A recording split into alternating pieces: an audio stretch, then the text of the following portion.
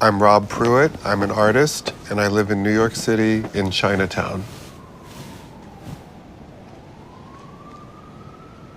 On days that I rise a little bit earlier than usual, find myself with like an extra 20-minute window, I head down to this private garden that is part of my building's complex.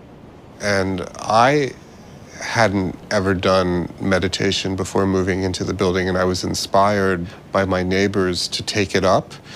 And I hope that I'm doing it correctly because I just watched a few YouTube videos to like inform myself on how to meditate. But I have a feeling it's okay the way I'm doing it because it seems to be working well. I find myself calm and focused afterwards and ready to start the workday. Then I open mail that I brought up the night before that I didn't touch because I was waiting till the morning. Things like that, morning things. And I make myself some coffee and a bowl of cereal with almond milk because I think that I might have a gluten allergy, although I haven't been diagnosed. So I eat this puffed brown rice cereal, which I have with almond milk, and it's delicious.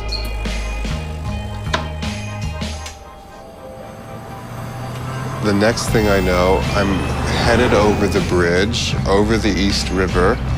That just feels like I'm the star of my own TV show. Like, I can see, the name of the show is Rob, and I can see the credits rolling and me driving over the bridge, and it's just a happy time.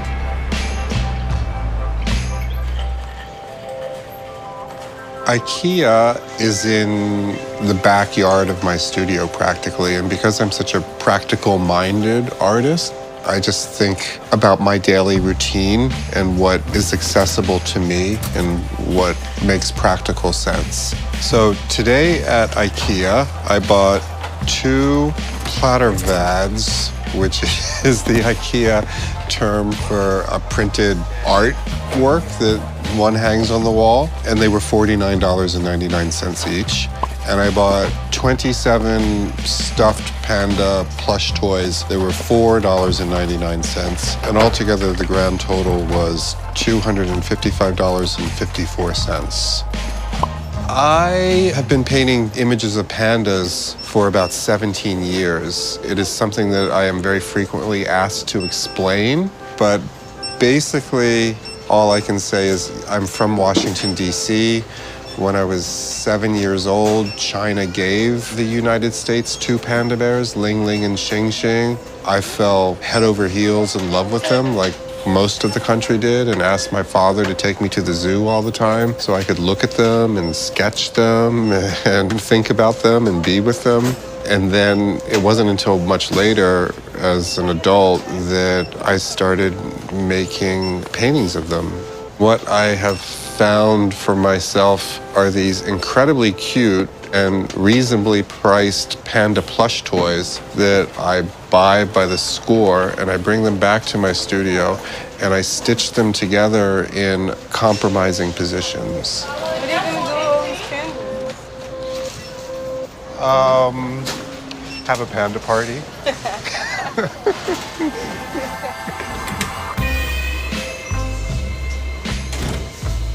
Then I'm at work. I say hi to my assistants. Hi, Vera. Hi, Kevin. I have a daily ritual. Every morning before leaving the apartment, I scan the area looking for something that I can live without, and I take it to work and post it on eBay. Today, I found a drunken martini glass. The eBay store is an open laptop and 2 storage shelves, like loaded up with junk that I've brought in from my apartment. Hi, Tatiana. I brought a drunken drinking glass for the eBay store for today. I hand the thing to Tatiana, and that is a real point of pleasure for me because she always responds so well, and I can kind of gauge what the public's reaction to the object is going to be from her response, except for the fact that she generally seems to be amused by everything that I bring in. And then I leave her alone, and she photographs the object and crafts the posting. I donate all of the proceeds from the eBay store to charities like cystic fibrosis and Planned Parenthood.